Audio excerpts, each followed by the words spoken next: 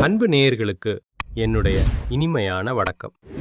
மகரம் ராசிக்கார நேயர்களுக்கு நம்ம இன்னைக்கு பார்க்க போற இந்த முக்கியமான வீடியோ பதிவுக்கு முழுமையா போறதுக்கு முன்னாடி எல்லாம் வல்ல அந்த எம்பெருமான் முருகரை மனதார உருக்கமாக வணங்கிட்டு வீடியோ பதிவுக்குள்ள போகலாங்க. ஓம் முருகா போற்றி, ஓம் முருகா போற்றி, ஓம் முருகா போற்றி. எனைக் காக்கும் எம்பெருமான் முருகனே போற்றி. எல்லாம் வல்ல இறைவனின் அருளால் உங்களுக்கு நிச்சயமாக நல்லதே நடக்கும். நல்லது மட்டும்தான் நடக்கும். நம்பிக்கையோடு இருங்க. பொதுவாவே நம்மளோட மகரம் ராசிக்காரங்க எப்படின்னு பார்த்தீங்கன்னா, இவங்க மற்றவங்க கிட்ட பேசும்போது எதிரில் இருப்பவர் படிச்சவங்களா இல்ல படிக்காதவங்களா, அவங்க ஏழையா இல்ல பெரிய பணக்காரனா, அவங்க உயர்ந்தவனா தாழ்ந்தவனா, இப்படிங்கிற எந்த ஒரு பாகுபாடும் ஏற்றத்தாழ்வும் பார்க்கவே மாட்டாங்க. எல்லார்கிட்டையும் ஒரே மாதிரி தான் அன்பு காட்டுவாங்க. ஒரே மாதிரி தான் பேசுவாங்க. அதே மாதிரி தான் பழகுவாங்க. இயல்பாவே இவங்க ரொம்ப துருதுருன்னு சுறுசுறுப்பா இருப்பாங்க. ஆனா அதே நேரத்துல இவங்களுக்கு கோபமும் கொஞ்சம் அதிகமாவே வருங்க. இவங்கள பொறுத்த வரைக்கும் நான் மட்டும் நல்லா இருக்கணும் அப்படிங்கிற சுயநலமெல்லாம் துளி கூட கிடையாதுங்க. தன்னை சுத்தி இருக்கிற எல்லோருமே, தாம் பழகுற எல்லாருமே நல்லா இருக்கணும் அப்படிங்கிற ஒரு உயர்ந்த பொதுநல குணத்தோட தாங்க இவங்க வாழ்ந்துகிட்டு இருக்காங்க. இவ்வளவு அருமையான தங்கமான நற்குணங்களை கொண்ட மகரம் ராசிக்கார அன்பர்களே, எல்லாரும் எப்படி இருக்கீங்க? நலமா இருக்கீங்களா? ஏங்கம்மா, நீங்க வேற எங்களை பார்த்து இப்படி ஒரு கேள்வி கேட்குறீங்களே, எங்களை பார்த்தா இப்போ நலமா இருக்கிற மாதிரியா தெரியுது அப்படின்னு நீங்க உங்க மனசுல நினைக்கிறது எனக்கு நல்லாவே புரியுதுங்க. மகரம் ராசிக்கார நேயர்களே, கலங்காதீங்க. உங்க வாழ்க்கையில் இப்போ இருக்கக்கூடிய இந்த கஷ்டமான சூழ்நிலை எல்லாமே பனி போல கரைஞ்சு போக போகுதுங்க. உங்களுடைய வாழ்க்கையே ஒரு அருமையான வசந்தமான வாழ்க்கையாக மாறப்போகுதுங்க. இது சத்தியம். நீண்ட நாட்களாக திருமணமாகாதவர்களுக்கு அந்த திருமண தடை முற்றிலுமா நீங்கி உங்களுக்கேற்ற உங்க மனசுக்கு பிடிச்ச சரியான வாழ்க்கை துணையோடு திருமணம் நடக்கப் போகுதுங்க. அதேபோல குழந்தை பாக்கியம் இல்லையேன்னு ஏங்கிட்டு இருந்தவர்களுக்கு அழகான குழந்தை பாக்கியம் கிடைக்கப் போகுதுங்க. ரொம்ப நாளா இழுபறியா இருந்திருந்த இந்த பூர்வீக சொத்து ரீதியாக இருந்த அனைத்து பிரச்சனைகளுக்கும் ஒரு நிரந்தரமான தீர்வு கிடைக்கப் போகுது. உங்களுக்கு நியாயமாக வரவேண்டிய அந்த பூர்வீக சொத்து தானாகவே உங்க கையில வந்து சேரப்போகுதுங்க. உங்க வாழ்க்கையில இது நாள் வரைக்கும் இருந்த அனைத்து பிரச்சனைகளுக்கும் தீர்வு கிடைக்கக்கூடிய நேரம் வந்தாச்சு. குறிப்பா உங்களுடைய உடல்நிலை ரொம்பவே ஆரோக்கியமா தெம்பா இருக்க போகுதுங்க. ஆனா ஒரு சின்ன விஷயம், நம்மளுடைய மகரம் ராசிக்காரங்க அடிக்கடி உந்த வீட்டுக்கு ரெண்டகம் பண்றது போன்ற கசப்பான அனுபவங்களை சந்திக்க நேரிடும். அதாவது இவர்கள் யார நம்பி அவங்க நல்லா இருக்கணும்னு வளர்த்து விடுறாங்களோ, அது அவங்களுக்கே துரோகமா முடியலாம். அதனால மகர ராசிக்காரங்க தயவு செஞ்சு யாரையும் கண்ணை மூடிக்கிட்டு அதிகமா நம்ப வேண்டாங்க. யாரையும் அளவுக்கு அதிகமா வளர்த்து விடவும் வேண்டாம். யார் எந்த இடத்துக்கு தகுதியானவர்களோ அவர்களுக்கு அந்த இடத்தை மட்டும் கொடுங்க. அதுதான் நல்லது. பாவம்னு இறக்கப்பட்டு எல்லாரையும் வீட்டுக்குள்ள அனுமதித்தா அதுவே பின்னால பெரிய தலைவலியா பிரச்சனையா மாறிடும். மகர ராசிக்காரர்களுக்கு இயல்பாவே தெய்வ நம்பிக்கை ரொம்ப அதிகமா இருக்கு. அதேபோல தன்னுடைய சொந்த உழைப்பின் மீது அபாரமான நம்பிக்கை அதிகமா இருக்கு. யாராவது வாய்ப்பு தருவதா சொன்னா, அட இதை இழக்கக்கூடாது அப்படின்னு நினைத்து சிலரை நம்பி ஏமாந்து விடுறாங்க. இதனால நமக்கு கெட்டதுதான் நடக்கும். அதனால உங்க வீட்டுக்குள்ள யார அனுமதிக்கிறீங்க அப்படிங்கிறத ரொம்ப ரொம்ப கவனமா இருந்துக்கோங்க. உங்களுடைய ரகசியங்களை யார்கிட்டையும் சொல்லாம பாதுகாப்பாக வச்சுக்கோங்க. உங்க வீட்ல இருக்கிற கெட்ட சக்தி விலக சனிக்கிழமைகள்ல மறக்காம நல்லெண்ணெய் தீபம் ஏற்றி விநாயகர் பெருமானுக்கு வழிபாடு செய்யுங்க. ஒவ்வொரு சனிக்கிழமையும் பக்கத்துல இருக்கிற பிள்ளையார் கோயிலுக்கு போயிட்டு தீபம் ஏற்றி மனதார வழிபாடு செய்யுங்க. இதனால உங்க வாழ்க்கையில உள்ள துஷ்ட சக்திகள், மன வருத்தங்கள் எல்லாம் உங்களை விட்டு நீங்கி போயிரும். அதேபோல உங்க வீட்டு பூஜை அறையில சாமிக்கு பூஜை செய்த பிறகு பானகம் செய்து அதுல கொஞ்சம் பச்சை கற்பூரம் மற்றும் ஏலக்காய் பொடி கலந்து வீட்டின் மையப்பகுதியில வச்சு உங்க குலதெய்வத்தை மனசார நினைச்சு நிவேதனம் செய்யுங்க. பிறகு அந்த பானகத்தை எடுத்து வீட்டு வாசல்ல தெளிச்சு ஊத்திருங்க.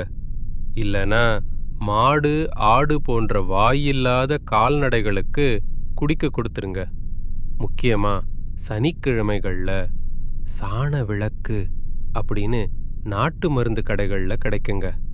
அதை வாங்கிட்டு வந்து அதுல லேசான மஞ்சள் தடவி சுத்தமான நெய்யூற்றி பசுந்திரி போட்டு விளக்கேற்றி அந்த விளக்க ராத்திரி தண்ணில கரைச்சி விட்டுருங்க.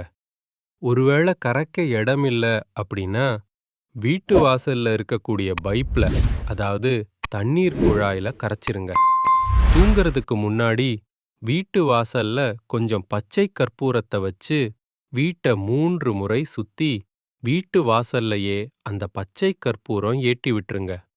இதனால கண் திருஷ்டி, கெட்டது எல்லாமே விலகி ஓடிடும். நம்பிக்கை துரோகம் செய்யறவங்க, உங்களை ஏமாற்ற நினைக்கிறவங்க உங்க எல்லை பக்கமே வராம ஓடி போயிருவாங்க. நிச்சயமா உங்கள் வாழ்க்கையில இனிமே நல்லது தாங்க நடக்கும். கெட்டதுங்கிற பேச்சுக்கே இனி துளி கூட இடம் கிடையாதுங்க. முதல்ல உங்களோட மனச சுத்தமாக்குங்க. கண்ணாடி சுத்தமா இருந்தாதான் உங்கள் முகம் அதுல தெளிவா தெரியும். அதேபோல நீங்க சுத்தமா இருந்தாதான் உங்கள் வீடு சுத்தமா தெய்வ கடாட்சமா இருக்குங்க. உங்கள் வீட்டில் இருக்கக்கூடிய கெட்ட சக்திகள் செவ்வாய்க்கிழமை அன்னைக்கு தவறாம முருகப்பெருமான வழிபாடு செய்யுங்க. தினமும் மாலை நேரத்துல நல்லெண்ணெய் இல்லனா நெய் விளக்கு ஏத்துங்க. ஓம் சரவண பவ அப்படிங்கிற அந்த மந்திரத்தை தினமும் ஒரு 11 முறை சொல்லிக்கிட்டு வாங்க. வாரம் ஒரு முறை அம்மன் கோயிலுக்கு போய் அம்மனை மனதார வணங்கிட்டு வாங்க. பிரதோஷ நாட்கள்ல சிவபெருமான வணங்கிட்டு வாங்க. செவ்வாய்க்கிழமை அன்னைக்கு அசைவம் சாப்பிடுறத, அதாவது கறி விருந்து சாப்பிடுறத தவிர்ப்பது ரொம்ப நல்லதுங்க. குங்கும அர்ச்சனை செய்யறது அம்பாளுக்கு ரொம்பவும் உகந்ததுங்க. வீட்ல முடிஞ்சா கொஞ்சம் வேப்பிலைய வச்சிருங்க. நவகிரகத்துல செவ்வாய் பகவானுக்கு வழிபாடு செய்யுங்க.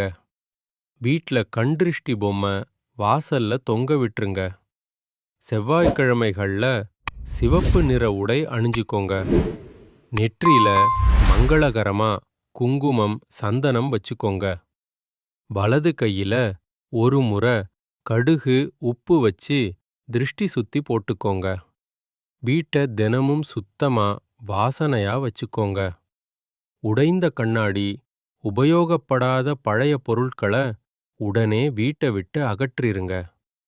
வெளியே போறதுக்கு முன்னாடி உங்க இஷ்ட தெய்வத்தை மனசுல நினைச்சிட்டு அதுக்கப்புறம் வெளியில கிளம்புங்க. சரியான உறங்குற நேரத்துல உறங்குங்க.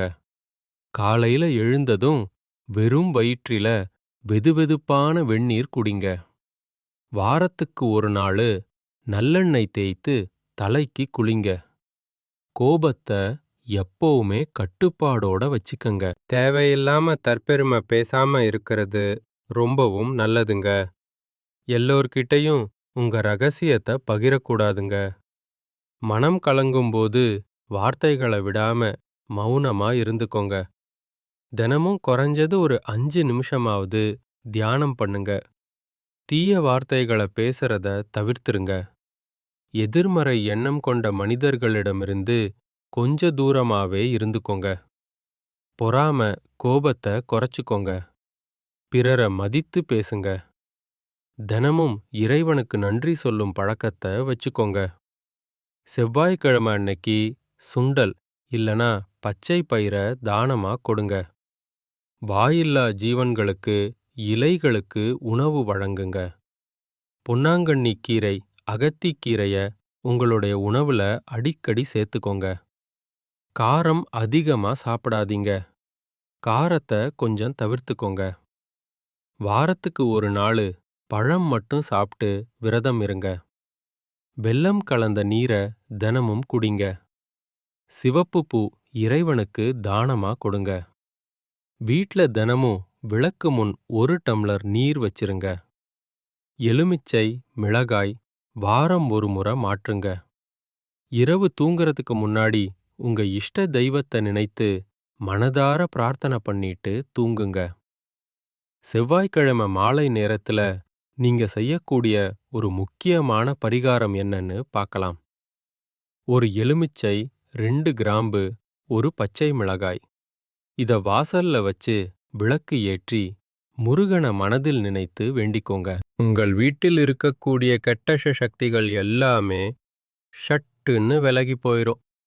உங்களுடைய குடும்பத்துல இனிமே நல்லதுதாங்க நடக்கும். உங்கள் வீட்டில் தீய சக்திகள் இருந்தா நீங்க வீட்ல என்னென்ன தெய்வ புகைப்படங்களை வைக்கலாம் அப்படிங்கறத பத்தி இப்ப தெரிஞ்சுக்கலாங்க. காஞ்சி காமாட்சி அம்மன் தீய சக்திகளை அழிக்கக்கூடிய அபார சக்தி இந்த தெய்வத்துக்கு இருக்கு. வீட்ல தைரியம், பாதுகாப்பு தரக்கூடியதா இது இருக்கும். அடுத்ததா காளி மற்றும் பத்ரகாளி. கெட்ட சக்திகள் கண் திருஷ்டிய விலக்க இது உதவுது. பயம் மற்றும் தடைகளை நீக்க இது உதவுது. காக்கும் கடவுள் மகாவிஷ்ணு. இவர் மன அமைதி மற்றும் பாதுகாப்பு தரக்கூடிய தெய்வம். எதிர்மறை எண்ணங்களை குறைக்கிறதுக்கு இந்த தெய்வம் உங்களுக்கு ஒரு பெரிய பாதுகாப்பா இருக்கும். அடுத்தது ஆஞ்சநேயர்.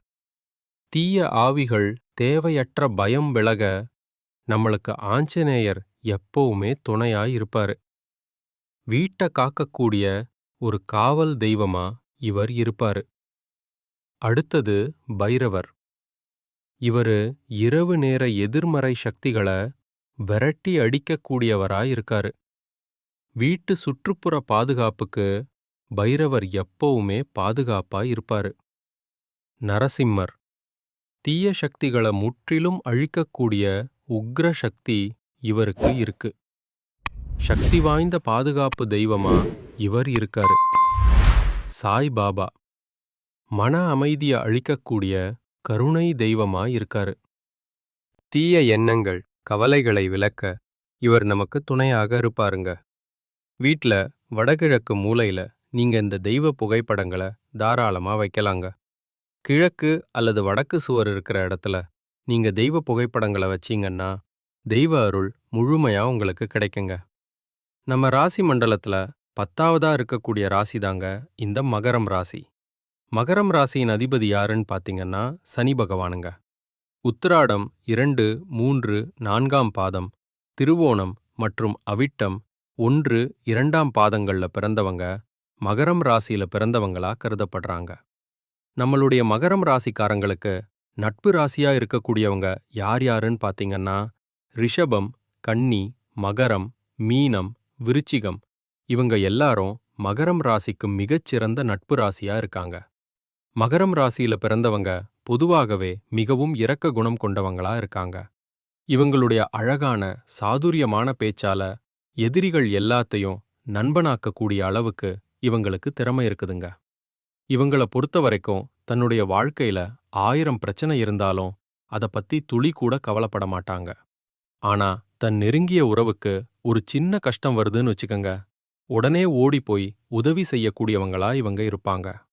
தன்னுடைய குடும்பத்துக்காக தன் ஒட்டுமொத்த வாழ்க்கையுமே அர்ப்பணம் செய்யக்கூடியவங்களா இருக்காங்க நம்மளுடைய மகரம் ராசிக்காரங்க. நம்மளுடைய மகரம் ராசியின் அதிபதி கர்மகாரகன் சனி பகவானுங்க. இவங்க நல்லது செஞ்சா தலையில தூக்கி வச்சு கொண்டாடுவாங்க. ஆனா கெட்டது செஞ்சா தூக்கி போட்டு உடைச்சிருவாங்க. பார்ப்பதற்கு முள் மாதிரி எல்லாத்துக்கும் கரடு முரடா தெரிவாங்க. ஆனா உள்ளுக்குள்ள பூ மாதிரி மென்மையானவங்களா இவங்க இருப்பாங்க. இவங்கள முழுசா புரிஞ்சுக்கிட்டு இவங்க கூட இருக்கிறதுக்கு நம்ம ரொம்பவும் புண்ணியம் பண்ணி இருக்கணுங்க. நான் முன்னாடியே சொன்ன மாதிரி இவங்க குடும்பத்துக்காக தன் உயிரையும் கொடுப்பாங்க. மத்தவங்கள எளிதில் நம்பக்கூடியவங்களா இவங்க இருக்கிறதுனால, இவங்க பல நேரங்கள்ல ஏமாளியா இருக்காங்க. பெரும்பாலான உறவுகளே இவங்களுடைய கஷ்டத்துக்கு காரணமா இருக்குது அப்படிங்கிறது தான் நிதர்சனமான உண்மை. கவலைப்படாதீங்க. இனி வரக்கூடிய காலங்கள்ல இவங்களுடைய வாழ்க்கையில கஷ்டம் அப்படிங்கிற பேச்சுக்கு துளி கூட இடம் கிடையாதுங்க. இவங்களுடைய நல்ல எண்ணம் போலவே இவங்க வாழ்க்கையும் இனி வரக்கூடிய காலங்கள்ல ரொம்பவே அருமையா, செழிப்பா இருக்கப் போகுதுங்க. கண்டிப்பாக நல்லதே நடக்கும். நல்லது மட்டும்தான் நடக்கும். நன்றி. வணக்கம்.